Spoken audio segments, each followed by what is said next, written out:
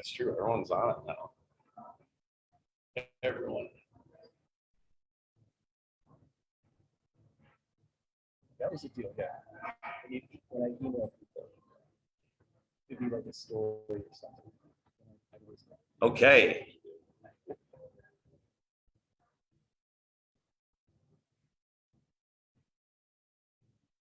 Take 2.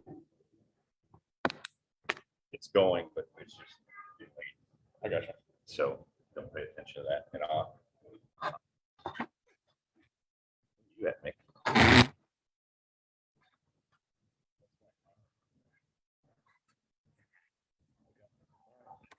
Okay, so we're back. And I won't be in the camera, which is fine.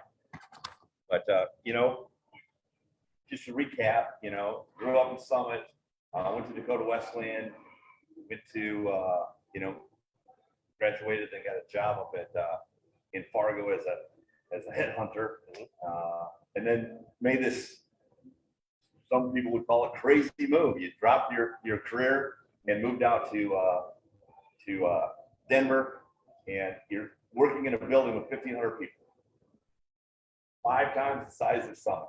Right. But you know, you kind of mentioned that, you know, even though you had a lot of people around, it was tough to get to know people, so to speak. Yeah, it was tough to get to know people and really connect. You know, I mean, I gained friends there and whatnot, but the connection wasn't quite as strong as I'm hoping to. You know, I'm a people-oriented person. I enjoy like having deep conversations, and getting to know people. You know, the light talk and the fluff, if you will. I just never quite vibed with that. I like getting to know people on a deeper level, and I just didn't have the opportunity, or felt like I had the opportunity out there to do that. Everything was so busy and fast paced in a big city like that. And then not being, you know, in Denver per se too, you know, I was out in the suburb, and all that traveling stuff just takes time as well too. So it was just an interesting dynamic, if you will. And I always felt like I was overexerting myself, like, you know, instead of being myself, I felt like I was over trying to get to know people, or stepping out of my comfort zone, if you will, which is good in certain areas. But at the same time, it felt like everything was just, I knew it was going to be a transition and be hard, but maybe not as hard as it was. Everything in your life should not be hard work. You know? Right. And that's what it felt like. It was just an adjustment, and it was something that I struggled with, just plain and simple.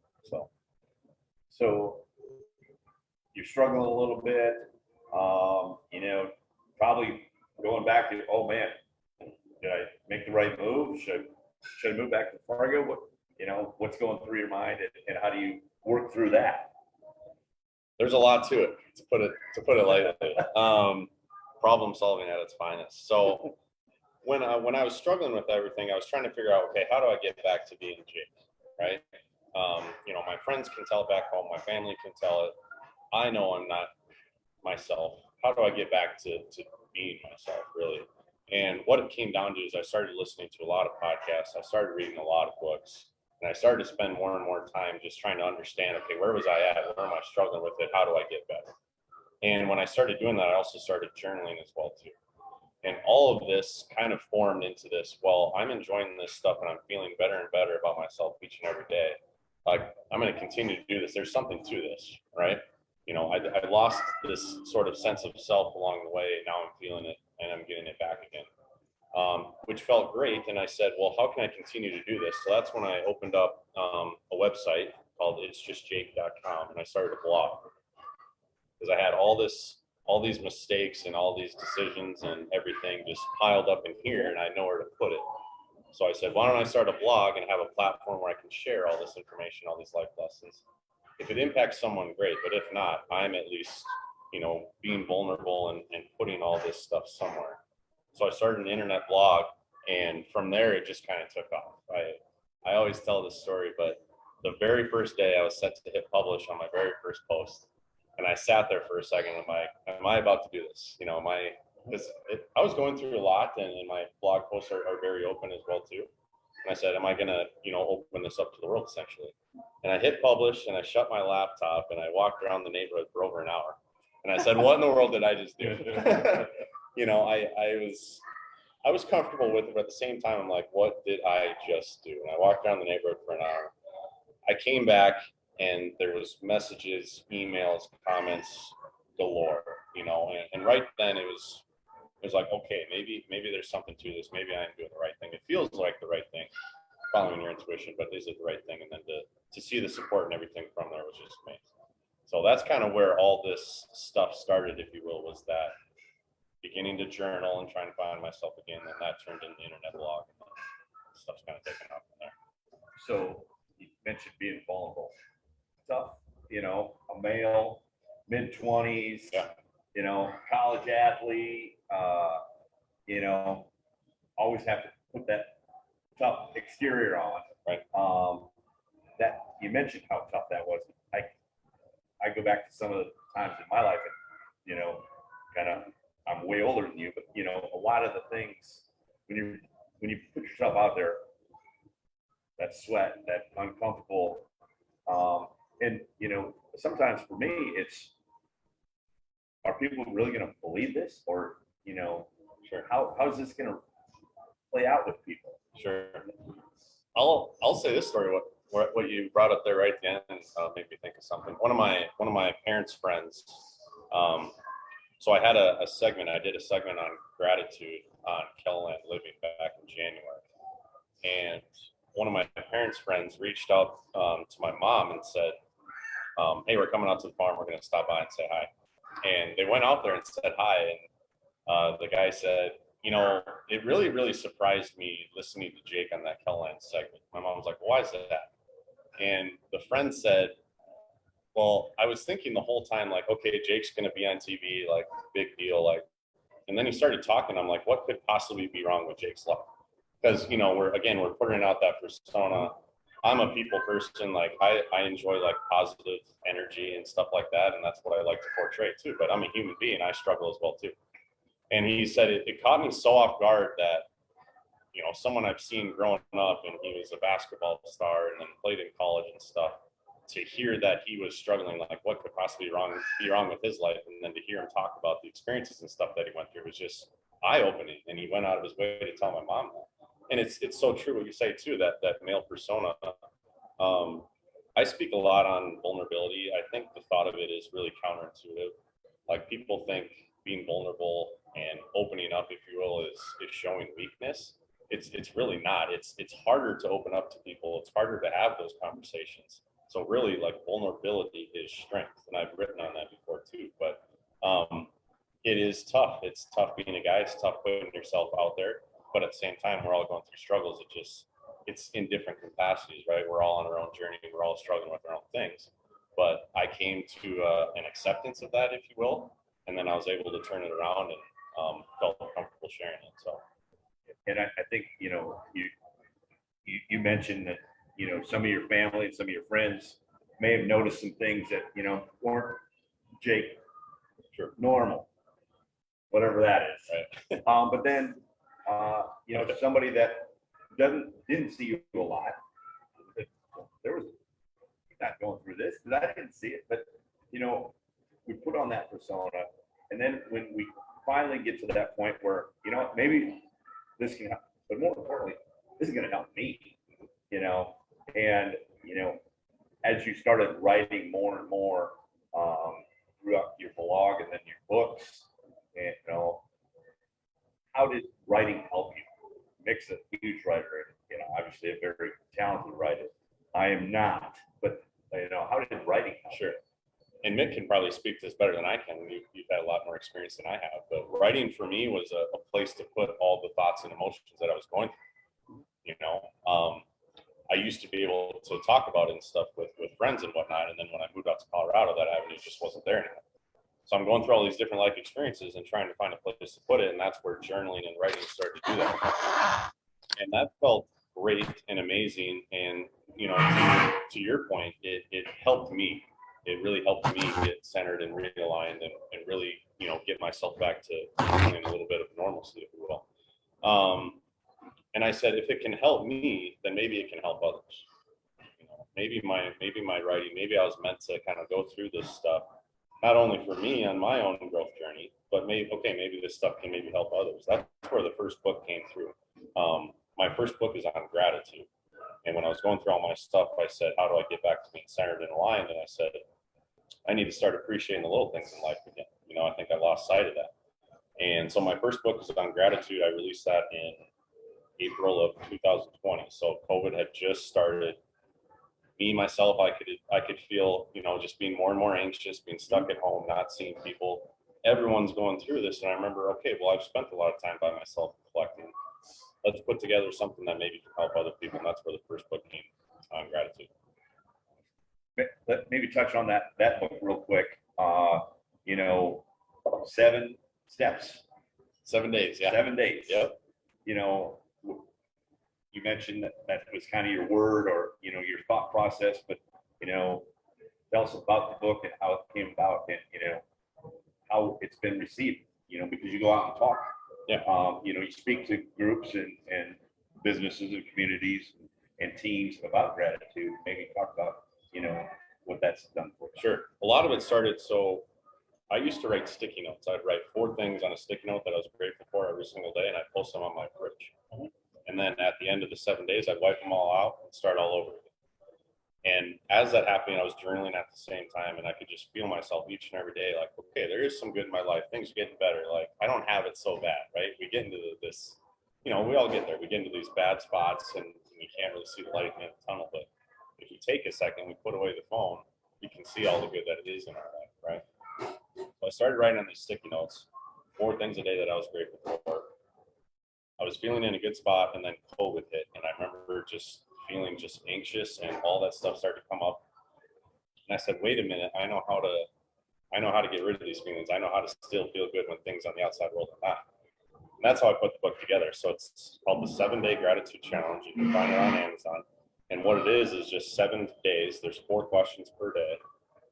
You know, what are you thankful for? What made you laugh or smile today? What small gesture, you know, happened to you today? Did someone pay it forward, etc. 4 different questions every single day. And it's 21 days to build a habit, but I thought a week-long challenge would be good.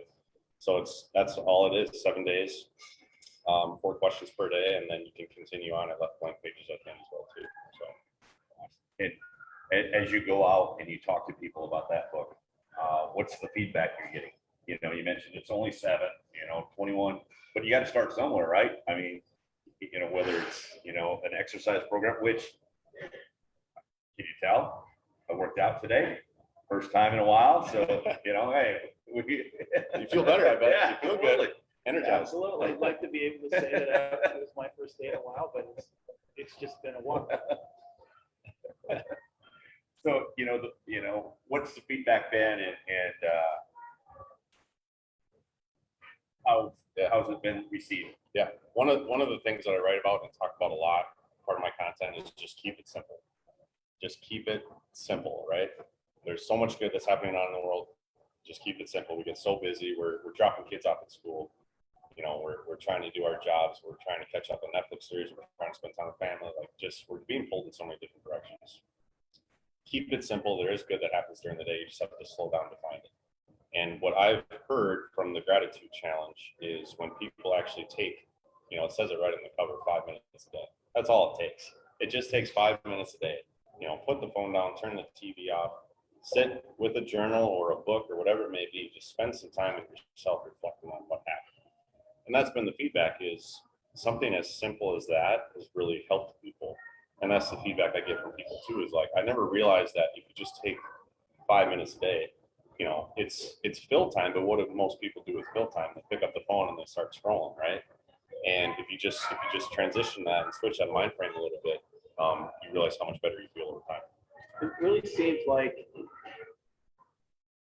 a sense of, you have to develop a sense of proportion. I'm not redefining happiness here or anything, but part of it is reminding yourself every day that, okay, these are the good things. These are in proportion to everything. This is part of the good stuff I have going here. And as human beings, we need that every single day. You can't ever, you're never going to get sick of that. You're never going to not need to be reminded, because I mean, every day we click over, speaking about me maybe, But you click over to, okay, got this thing out here, and it invades your life, and you can ward it off a little bit. And it sounds like you've kind of figured this out to a certain extent. And it took a lot of trial and error. It took a lot of that, self-awareness, if you will. Like, we're all on our own journey. We all go through ups and downs, but if you take some time to reflect, you realize how good we have it. I mean, all of us, your viewers and everything, we all have struggles in our life, but really we have it pretty good. We got, most of us have family members, we have friends, we have people that we can talk to. There's books, there's so much good in our life. Like, we have it pretty good. I think we just get caught up in the chaos sometimes and lose sight of that. So you get one book done. Before we get to your new book out, let's talk about the podcast that you do. First of all, who do you do it with? It? How did you meet this guy? How did you become friends with this guy? Who's your engineer? Mitch Reed is his name, and he's a tech connoisseur. If he ever sees this, he'll laugh at that. But Mitch Reed. It's called the Little Things Podcast, and basically just branched off everything that I learned. Again, keeping it simple, the little things, and then the actual podcast and our conversations are based on the book that Mitch wrote as well too, called Cardboard Professionals. We have a blast on there. So we met at Dakota Wesleyan, best friends. We lived together, which was an interesting time in college as well too. But then we kind of went our separate ways. I went up to North Dakota and then went on that wild journey up to Colorado. He married his high school sweetheart, had kids. He's running a school now, all before the age of 30. So we just kind of went our separate ways, and the podcast was kind of a way for us to reconnect, if you will, and start having some meaningful conversations. And we have a blast with it. I know you talked with Mitch, super great guy. His book is amazing. Again, Cardboard Professionals, and we have fun on there. We just try and have deep conversations and razz each other a little bit too. Obviously, it's college buddies would, but we have a lot of fun with it. Yeah, I really appreciate listening to it. You can tell how much you guys enjoy each other, but they really get down to some serious conversations too. Mitch's book is amazing. Again, Cardboard Professionals. If you haven't read that one, it's another one of those books that you can't put down.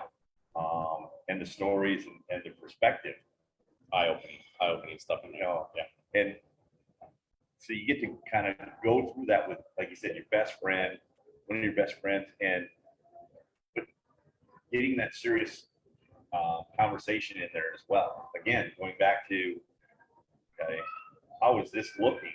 Or, why are people looking at me? Aren't going to trust these conversations? As you guys, Mick and I are old men. They're going to just respect us because we're old. But you guys are two young guys, and you're doing great things. That's so impressive to me. Sure, I appreciate that. I really do.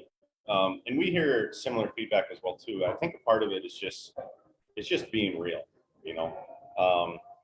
Mitch and I, we've done well for ourselves, and we've lived two separate lives, completely separate lives. But here we remain best friends, and I think that adds a lot to the podcast too. Is we really have two different complete viewpoints. We have two different perspectives. We've just been on two different roads, and I think that adds a lot to the podcast because it's very, very real. You mentioned that, and I think people appreciate that. People being real. We live in such a highlight reel driven world. Social media. Everything is based on likes and consumption, and everyone posts all the good stuff. Well, I think people still appreciate people being real and having these types of conversations. You've seen that when you go out and speak too. I think it matters, and I think people appreciate it. Absolutely. So now we got a new book out, and I told Mick before he got here, I think he's talking to us because the name of it is Why You Need to Fail, but if you guys always fail would be the name of the book. If you're writing against us. I would say I like ice cream, but I don't need a whole gallon. I'm there. Who doesn't love ice cream? So obviously the book here, where did the idea for this book come, and kind of what's the gist of the book? Sure. So everything I talked about earlier, that wild ride from South Dakota, North Dakota out to Colorado, this is basically an extension of that, right? So we all go through failures. we all make mistakes. I said, how can I share this and what I did to help others? So a lot of those life lessons and those failures, those opportunities, I should call them, turned into the book essentially. So I share some personal stories in there, but it's essentially a roadmap to help you figure out where you're getting to. So listen to my voice too. Let me ask you if I can, what's one of the failures that sticks out in your mind as you think about the book or you think about, today? You mentioned, we have ups and downs. What's one of the failures that kind of sticks out? Sure. Maybe, what's that led to? I think one of the things was letting myself get in such a deep hole. And a lot of that was I was relying on others for happiness. I didn't realize that at the time. But when we're not fulfilled and energized by ourselves, and if we don't believe in ourselves and have confidence in ourselves, how can we portray or serve others or be in relationships, etc.? So I think one of the biggest failures was I lost myself out there. I was searching for something external, right? And I think happiness and joy are internal. We just have to feed those things that we enjoy. And I mentioned earlier, I started listening to a lot of podcasts, and on one of those podcast episodes, I heard something said, when you are struggling, go back to doing things that you enjoyed as a kid, right? And back to keeping it simple, right? So I started doing that. I started putting the phone away. I started watching TV at night, and I started going outside. I started hiking. I started playing basketball again, working out here and there. And I started focusing on myself. And that's obviously spurned and gone into a lot of things, the couple books and the website and everything. But I don't think I would have realized that about myself, and I wouldn't have went through that growth and that pain and everything that I did if I hadn't gone through that failure. And that's a big part of the book. It's a big lesson in the book is like I said earlier, we're all going through our own journey. We're all going to fail. We're all going to make mistakes, right? But how do we get back? How do we utilize those to move forward? And that's essentially the roadmap and the step-by-step tactics that are in the book. That's what that covers, is just coming out of those failures with a different perspective. That's awesome. Good stuff for, again, if they want to get the book, where can they get the book? Yeah, all the information is on my website. Again, it's just jake.com. And both books are on Amazon as well too. So you can just click on Amazon, search either Why You Need to Fail or the 7-Day Gratitude Challenge, and they're both on there. Awesome. Have you been out and spoke about this book now, like you did the previous book? Yep. So those have really been picking up. And I have speaking information on my website as well too. But yeah, it's been fun. Gratitude has played such a big part in my life, and I had to figure out, okay, how do I incorporate that into maybe a bigger book or maybe more of a purpose, if you will. And that's kind of what this book entails. This is more all encompassing, if you will. We talked about vulnerability. There's some personal stories in there as well too, but I think it's been a fun ride. It's been a lot of life lessons, a lot of ups and downs, but I really, really enjoyed it. And going out and speaking and sharing that with people, I think I came to, before we talked about it, it's a little bit tough to be vulnerable. But once I came to an acceptance of like, okay, these are the mistakes I made, I have to turn them around. I'm not going to play the victim mentality. I'm not going to feel sorry for myself. I still want to live and experience life to the fullest. Once I accepted that and I share that with others, we talked about being real. It's been a blessing, and it's been awesome. I've heard a lot of great feedback so far. It just sounds like liberation. This is a liberating thing for you. Yeah. And I tell people when I speak, I never would have, I feel so much more purpose and energy and comfortable with who I am now. And I wouldn't have felt that, and I wouldn't have experienced that if I wouldn't have gone through all the failures and mistakes that I made. So it's been liberating. It's been exhausting. It's been fun. It's been all the feelings, all encompassing. So it's been good. So, tough question for you. Okay, so your next big there's going to be a failure out there. Oh, yeah. Maybe it's a business opportunity. Maybe it's a book that you put a whole bunch of time and effort. There's going to be some. Maybe it's a relationship. There's going to be a failure in your life, a big one. How are you going to, are you going to rely on this stuff? Now that you've kind of been through some things, but we all go and we continue to go through things. So Yeah. How are we going to get through that? Yeah. Well, one I got in mind already. Hopefully it isn't a failure, but I've made the entrepreneurial leap. So we'll see where that takes me. And a lot of that, and there's even a quote in the book, it says, failure is not truly failure. Failure is only redirection. And I thought that was super interesting. And I try and keep that in mind along with keeping things simple. I'm going to come up to another failure, right? It's bound to happen. It will. I think by going through the experiences that I have, I just have a good sense of awareness and a confidence in the sense that I'm following my intuition and I know that's the right thing to do. Are there going to be bumps in the road? Of course, absolutely. But that leap of faith is something that I need to do and I felt pulled towards doing. So I'm just going to continue to believe that. And I know there's going to be failures, there's going to be ups and downs, but at the end of the day, at the core of it, if I believe in that and just continue to follow that, I know that things are going to work out. Absolutely. So,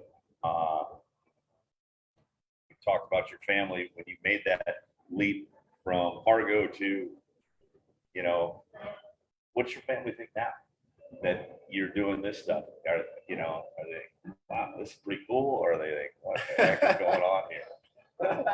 Well, I always joke with it because, parents, again, they want the best for the kids, but at the end of the day, I mean, there's bills that got to be paid. There's stuff that needs to be done. I want to start a family at some point and all that stuff's got to happen. And they razz me a little bit about that, but that's just for fun. But, I give my dad a hard time. He's at the core, he's an entrepreneur too. He's a farmer, right? But a farmer is an entrepreneur. Yes. And I tell him, I go, I'm doing the same thing you're doing. It's just in a different industry. You realize that, right? And, we get a good laugh out of that. But no, they, like I said at the beginning, they supported it. And we all went on an adventure, when your kid's going through something, they obviously feel that pain too. But there's light at the end of the tunnel. There always is. And they've always supported me through and through. I can't thank them enough.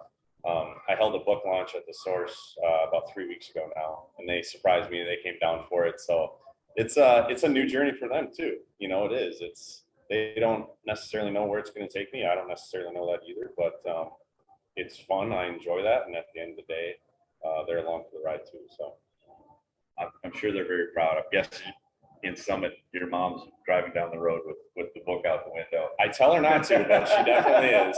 She definitely is. And a quick fun story on that. I was telling Mick this. We call our hometown days, if you will, we call it Fogfest days. Like I said, we're in the Bermuda Triangle up there. We had Fogfest in July this year, and I was actually the keynote speaker for that, which was super fun. But my mom is part of the SAG there, and she had to introduce me. So I thought that was kind of funny. She's, saying all these things. He's an author and whatnot. And I got the mic. I'm like, all right, Mom, get off the stage. Get off the stage. You're embarrassing me. Yeah. But that was kind of fun. But yeah, they've been super supportive. The Summit community alone too, just, small town communities like we talked about. It's fun. And I was just back there last week. It's always good to be home. I get busy doing my stuff here too. And a way for me to disconnect and kind of gain a clear mind is go back to the farm. So yeah, always enjoy that. Awesome. Well, we can hear in the background, we got some sort of event starting here at Shenanigans, but I want to maybe leave with this, maybe your thoughts on this. We talked about, putting ourselves out there. And one of the things that in the last few weeks, I've been thinking about is I saw a sign outside of a locker room that said, "Why not us?" Because I struggled right away when I was beginning to speak and things, especially when I spoke on faith-based issues. Okay, so sure that guy doesn't, he's not a very good Christian, But I struggled because, thinking, that's what people are going to think about me. But why not us? Why not me? Why not me? And, obviously that's a term for, a football team going out and winning a game. But, if it's not me, it's got to be somebody else. If it's not you doing this, it's going to be somebody else. And, through the ups and downs, figuring that out, I think it's pretty impressive. I'm not impressed by any means, but that you figured this out, so to speak, at a young age. Why not you? And I think that's pretty cool that you've taken that leap of faith, so to speak, and really pushed on. Yeah. Yeah, and I appreciate that. I really do. At the core of it, it is a leap of faith, right? And I try to remember that at the end of the day. When we're doing our podcast, when I'm out speaking, you know, when I'm talking about the book, at the end of the day, I have to remind myself that people need to hear this. You know, I needed help. I needed guidance when I was in my lows out in Colorado, right? And when I was going through all this stuff, I needed help. I needed guidance, and I found that in podcasts and motivational speaking, etc. We're all going through something. You know, we pass people here shenanigans and on the road every single day. You don't know what people are going through. And at the end of the day, I try to keep it simple in the sense that I went through this stuff for a reason. I learned a lot. I'm going to share it. And if it connects with people, awesome. You know, if it connects with one person, great. That one person needed to hear it. And at the end of the day, I think that's pretty powerful, if you will. I talk a lot about following your intuition and following your gut. I don't know where the path is going, but it feels right. So I'm just going to stick with that. And I try to keep that in the back of my head as I go through this stuff. It seems really cool that there is like an introspective piece of this, a big piece of it. But it's not that you're telling the story. You're doing these acts of kindness. You're doing things that really, to me, it translates to how can we all learn from this? How can we all learn from his openness and that he's been able to analyze the things that work for him. It just seems like a good equation to me. Sure. Yeah, I appreciate it. It's been a ride. I don't know that everyone connects with it. I don't know that everyone will, but the people that need to hear it or want to hear it or need some help, I think they'll find it. You know, and I believe in that. At the end of the day, yeah, I try to keep that in mind. So, awesome. A lot of times when I speak, I talk about nobody's perfect. We all fail. Right? I talk about, you know, I'm pretty close to being perfect, but you know, one thing that I struggle with is my language. Okay, so I use not so good language sometimes. Oh, I thought you dipped into other like Spanish stuff. And I always tell the teams that I work with, I say, you know, it's not going to be perfect. I say, you know, I work on not swearing every day. And I F that up by the time I get to my bachelor's every day. But tomorrow I'm going to try it again. So persistence. We need to fail so other people can understand that, you know, even though, you know, we try, well, it's going to be a long journey. And this isn't, you know, you figured a lot of crap out, so to speak. But it's going to be a long life. Mick and I are still going through a lot of different things in our lives. And like you said, everybody that you meet is going through something. And, you know, let's help each other get through it. And let's, you know, like Mick mentioned, let's be kind and considerate to people. And, you know, hopefully make this world a better place and a little easier for the next person that's struggling through some things that you went through. Yeah, I completely agree. One thing I heard on a podcast to kind of wrap it up too is he talks a lot about faith and whatnot, but he says our purpose in life is to be the best version of ourselves and then utilize that version of ourselves to serve others. And I think we're all playing a part here, right? We're all trying to do our thing and trying to help and serve, you know, from our perspective and our journey and our story, like you said.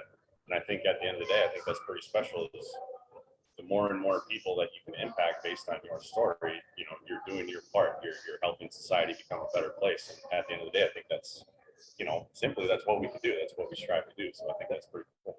Yeah. And I can't agree more.